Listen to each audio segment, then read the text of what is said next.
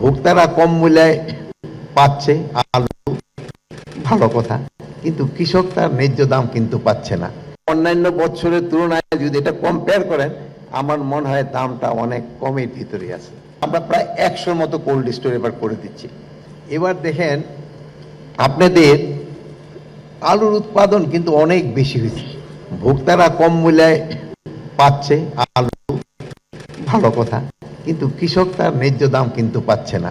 আর আপনারা যদি দেখেন এবার কিন্তু এই ঈদের সময় যে বাজার ছিল প্লাস এখনো যে বাজার যেটা করেন বা চাউলের বাজার করেন, কিন্তু একটা মোটামুটি একটা স্বস্তিকর পরিস্থিতিতে ভিতরে আছে। আপনারা অন্যান্য বছরের তুলনায় যদি এটা কম্পেয়ার করেন, আমার মনে হয় দামটা অনেক কমের ভিতরে আছে। সবজির উৎপাদন তো গত বছর থেকে অনেক বেশি। আপনার ইলেকশন যে এই ফুলকপি বাঁধাকপি এগুলি বাজারে তারা মানে কৃষক দামই পাচ্ছে না, ফালাই দিতেছে।